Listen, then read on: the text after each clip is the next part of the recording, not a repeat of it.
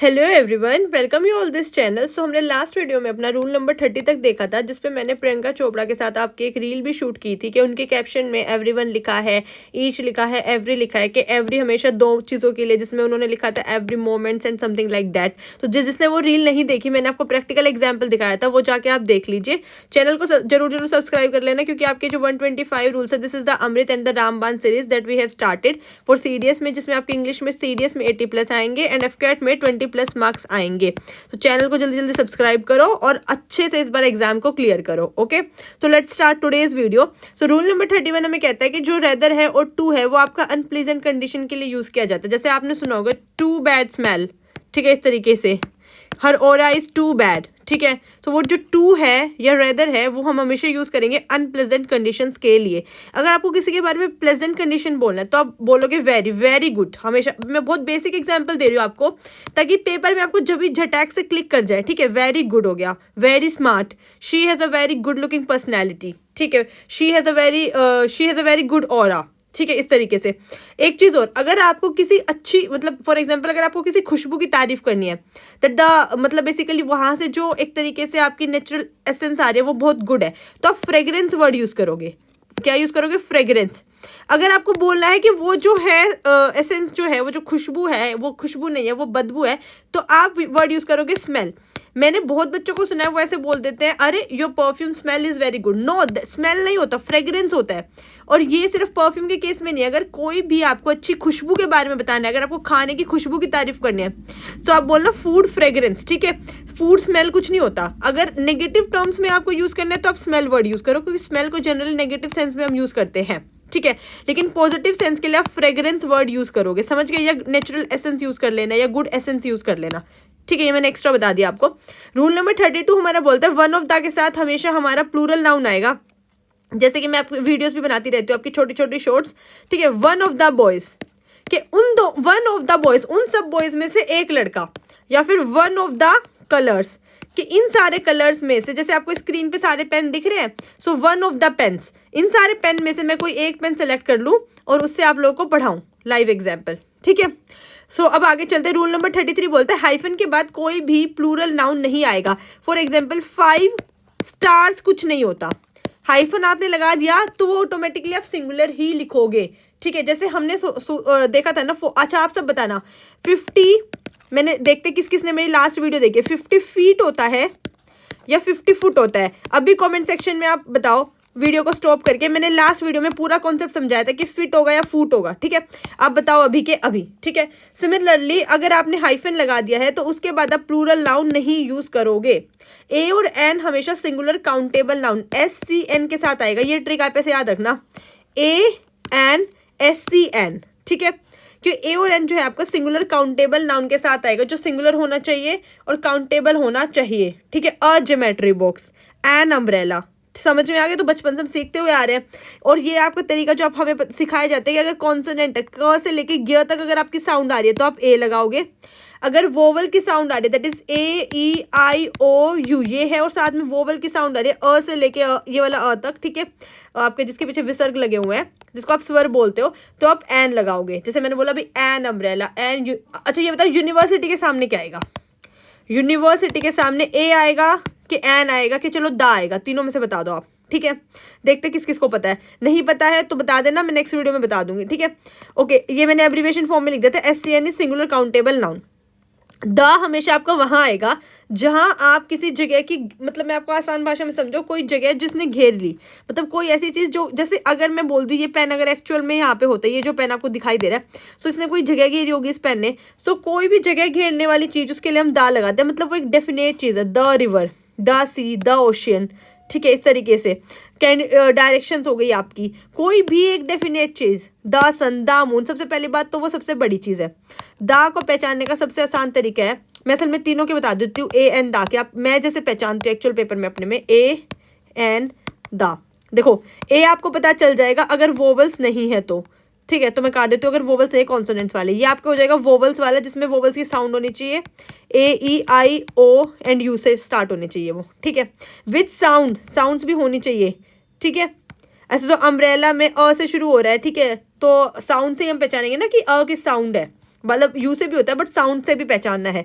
The के लिए या तो वो कोई एक स्पेस को ऑक्यूपाई करे, स्पेस ऑक्यूपाई करे, बड़ी चीज़ हो मतलब लार्ज हो, ठीक है, लार्ज थिंग हो, कोई भी लार्ज ऑब्जेक्ट हो। फॉर एग्जाम्पल आप कोई भी बड़ी चीज़ ले लो और जिसने कोई स्पेस घेर रखा है, द सन, यूनिवर्स में स्पेस डाल रखा है, द मून, द, इन सब के सामने द आएगा, ठीक है। द रिवर, क्या आपकी रिवर है जो वो भी स्पेस घेर रखा है। सो कोई भी चीज़ जिसने कोई भी स्पेस ऑक्यूपाई कर रखा है और वो एक बड़ी चीज़ अपने आप में, समझ में आ गया। ऐसे आपको एग्जाम हॉल में भी पहचानना है, तीनों के बिल्कुल मैंने ईजी भाषा में आपको समझा दिया है। एपोस्ट्रोफी एस लगा हो या पोसेसिव केस लगा हो मतलब लिखा हो, सो उससे पहले आप कोई आर्टिकल यूज नहीं करोगे। जैसे मैंने लिख के बताया माई, द, बाइबल कुछ नहीं होता। अगर आपने एपोस्ट्रोफी पोसेसिव केस यूज कर लिया, this is called possessive case, ठीक है, तो द नहीं आएगा, कोई आर्टिकल नहीं आता है। अब पोसेसिव केस का क्या मतलब है, यहाँ पे पोसेसिव नाउन का जो चीज़ आपके पोसेशन को दिखाए। जैसे आपने सुना होगा गर्ल्स या बॉयज के लिए गर्ल्स यूज करती है, अरे he is my friend, she is my friend, so वो उसके लिए पोसेशन दिखा रही है, ठीक है। या जो आजकल की जनरेशन में बोला जाता है, टॉक्सिक ट्रेट बोला जाता है कि अरे यार ये तो बहुत पोसेसिव है अपने बॉयफ्रेंड के लिए, वो तो उसके फ्रेंड्स भी नहीं बनने देती है। सो वो जो पोसेशन है माई का, माइन का, कि ये सिर्फ मेरा है या ये सिर्फ मेरी है, सो दैट अगर वो माई यूज किया गया है, सो उसके पहले आप कोई आर्टिकल यूज नहीं करोगे। आप ऐसे थोड़ी बोलते हो माई द बॉयफ्रेंड, क्या आप ऐसे बोलते हो? नहीं ना, आप बोलोगे सीधा माई बॉयफ्रेंड, ठीक है, या माई गर्लफ्रेंड, माई मदर, समझ गए आप। ऐसे याद रखना पेपर में, इसलिए मैं आपको बिल्कुल रियल लाइफ के एग्जांपल्स बता रही हूँ।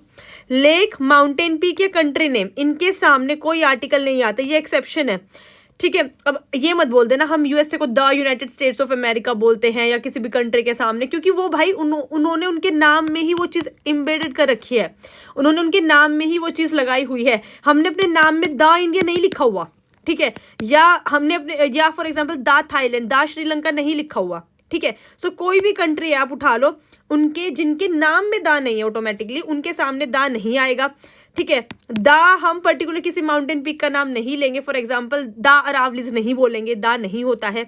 लेक का आप द लुनार लेक नहीं बोलोगे, ठीक है।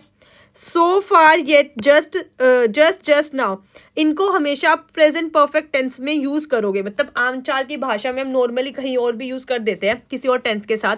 जैसे मैं आपको एग्जांपल देती हूँ, आई हैव रेड, मैं लिख देती हूँ I have read 50 pages so far, ऐसे बोलते हैं हम। तो देखो have read present perfect tense आ गया आपका।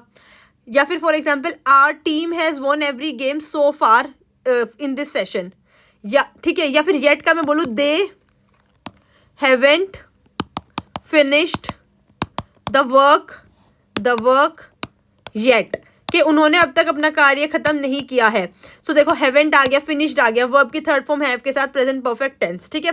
सो फार, येट, जस्ट नाउ, ये प्रेजेंट परफेक्ट टेंस में यूज किए जाएंगे। प्रीपोजिशन के बाद अगर आपका नाउन प्रोनाउन में आईएनजी लगा है तो उसको जिरेंड की फॉर्म में यूज किया जाएगा। ये जिरेंड वाला कॉन्सेप्ट मैंने आपका लास्ट वीडियो में भी बोला था कि मैं इसको फर्दर आगे आने वाली वीडियो में अच्छे से एक्सप्लेन करूंगी 4-5 एग्जांपल्स के साथ। ये थोड़ा सा डीप कॉन्सेप्ट है, तो मैं चाह रही हूँ भी आप बाकी के रूल सीख लो। जिरेंड वाला मुझे याद है, मैं अच्छे से आपको फर्दर बताऊंगी, ठीक है। सो अभी के लिए इसको पोज लगा देते हैं, नेक्स्ट रूल पे चलते हैं। Tomorrow, yesterday, today, last day, last year, ठीक है। इनके साथ कोई प्रीपोजिशन नहीं आती है, ठीक है, इनके साथ कोई प्रीपोजिशन नहीं आएगी, क्योंकि सीधी सी बात है, आप ऐसे थोड़ी बोलते हो बाय टुमारो, मतलब लाइक बोलने की भाषा में अलग चीज है, लेकिन अगर ग्रामेटिकली देखोगे तो वो इनकरेक्ट है। So tomorrow, yesterday, today, last day, last year, कोई प्रीपोजिशन आप इनके साथ नहीं लगाओगे। एस के साथ पॉजिटिव डिग्री आएगी। इसका मैं एक एग्जाम्पल देती हूँ आपको। राहुल हाउस, ऐसे लिखा जाएगा राहुल्स, क्योंकि राहुल का घर है, बोस्ट्रोफेस, इसका मतलब है राहुल का। Rahul's house is as big as Mohan's house, ठीक है, कि राहुल का जो घर है वो उतना ही बड़ा है, is as big as Mohan's house, Mohan के घर के जितना। तो एज के साथ आपकी आ रही है पॉजिटिव डिग्री, ठीक है। बिग, बिगर, बिगेस्ट होता है तो आप ना ही कंपैरेटिव डिग्री लगाओगे ना ही सुपरलेटिव डिग्री लगाओगे, आप लगाओगे पॉजिटिव डिग्री, ठीक है। उसके बाद आगे चलते हैं। मैनी, वेरियस, सेवरल, इन सब के, या सर्टेन, इन सब के साथ हमेशा आप यूज करोगे plural noun. For example many colours, क्योंकि मैनी का मतलब ही है एक से ज्यादा, तो आप मैनी कलर कैसे बोल सकते हो, एक के साथ वो आ ही नहीं सकता। मैनी क्रीम्स, वेरियस शेड्स, ठीक है। अच्छा, एक मूवी आई थी किसी को याद हो तो शेड्स से अभी मुझे याद आ गई, हालांकि उसका एग्जाम्पल मैं देना नहीं चाहती, ऐसा कुछ नहीं कि उसमें कुछ अनोइंग है, बट द थिंग इज पता नहीं कितने लोगों ने उसको देखा होगा नहीं देखा होगा। तो the movie name is 50 shades of grey. तो आप मुझे बताओ मूवी के नाम में 50 शेड था या 50 शेड्स था, ठीक है। ओके सो सिर्फ ये बताना कि आपको ये बताना है कि इंग्लिश में इसका कौन सा रूल अप्लाई हो रहा है, 50 शेड होना चाहिए, 50 शेड्स होना चाहिए, ठीक है। मूवी के बारे में कोई बात नहीं करेगा, कमेंट सेक्शन में उल्टी सीधी चीजें कोई नहीं लिखेगा, सिर्फ आपको इंग्लिश की ग्रामर के रूल के हिसाब से बताना है, ठीक है। अब आगे चलते हैं। लास्ट रूल आज के लिए, none of, either of, neither of, each of, every of के साथ हमेशा हमारा प्लूरल नाउन आएगा और सिंगुलर वर्ब आएगी, ठीक है। अब कैसे, मैं फॉर एग्जाम्पल मैं से लिख दूं, either of these books would make a great gift. मतलब ईदर ऑफ इन दोनों में से या इसमें इन बुक्स में से कोई सी भी एक बुक को ऐसा ग्रेट गिफ्ट हम कंसिडर कर सकते हैं, ठीक है। या मैं लिख दूं either of the cars is suitable for long drive, कि इन दोनों कार्स में से, ईदर ऑफ में से कोई भी एक कार सुटेबल लॉन्ग ड्राइव के लिए।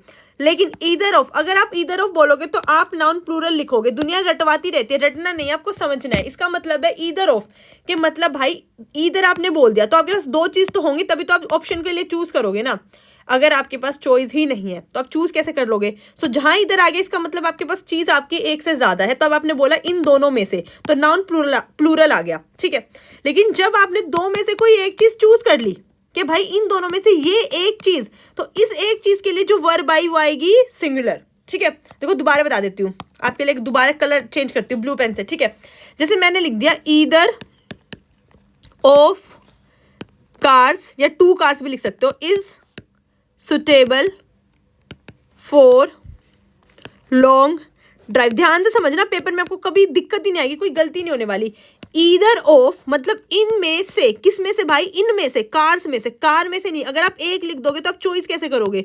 सो प्लूरल नाउन आ गया कि इनमें से, इतनी सारी कार्स में से। फिर जब इतनी सारी कार्स में से ईदर के एक, आपने जब एक चूज ही कर ली, उस एक के लिए आ गई आपकी singular verb, is suitable for long drive. I hope आपको एक क्लियर हो गया, और मैंने बिल्कुल तोड़ तोड़ के बताया है, ठीक है। नेक्स्ट वीडियो में हम अगले 15 रूल्स करेंगे और जल्दी से अपनी सीरीज को कंप्लीट कर देंगे, ठीक है। अगर आप चाहते हो मैं अच्छी अच्छी वीडियोस लेके आऊँ, एफकेट के लिए भी आपके लिए कंप्लीट पॉलिटी की वीडियो लेके आऊँ in one shot video, history के लिए वन शॉट हिस्ट्री की वीडियो लेके आऊँ, रीजनिंग के लिए, मैथ्स के लिए। सो ज़्यादा से ज़्यादा शेयर करो यार। आप लोगों ने अब तक 1000 सब्सक्राइबर्स भी नहीं कराए हैं, तो मुझे मोटिवेशन कैसे मिलेगा, मैं इतनी मेहनत करती हूँ, ठीक है।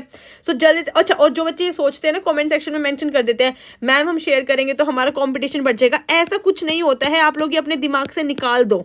इन नोट्स को मैं वैसे जगह जगह मान लो चैनल्स पे शेयर कर दूँ तो आपका कॉम्पिटिशन नहीं बढ़ेगा। सो जिसने मेहनत की होती है, ये यूनिवर्स का रूल है, जिसने मेहनत की होती है उसको उतना ही मिलता है। तो आप ज़्यादा मेहनत करोगे तो डेफिनेटली आपको ज़्यादा मिलेगा, जितने आपने मेहनत की आपको उस हिसाब से मिलेगा। तो ये आप बिल्कुल दिमाग से निकाल दो कि कंपटीशन बढ़ जाएगा, कंपटीशन कम हो जाएगा। शेयर करोगे तो देखो टीचर को एक मोटिवेशन मिलता है, वो और ज़्यादा वीडियोज़ लाने के लिए सोचता है, सब्सक्राइबर्स बढ़वाओ, ठीक है। और आप देखो मैं आपकी डिमांड पूरी कर रही हूँ ना, आप एक कमेंट करते हो मैम आप इस टॉपिक पर वीडियो लेके आ जाओ, तो मैं लेके आती हूँ। सिमिलरली आप लोग भी ज़्यादा से ज़्यादा शेयर करो, सब्सक्राइब करो चैनल को, और फिर कोई डाउट है तो पूछ लो, ठीक है। चलो अच्छे से पढ़ाई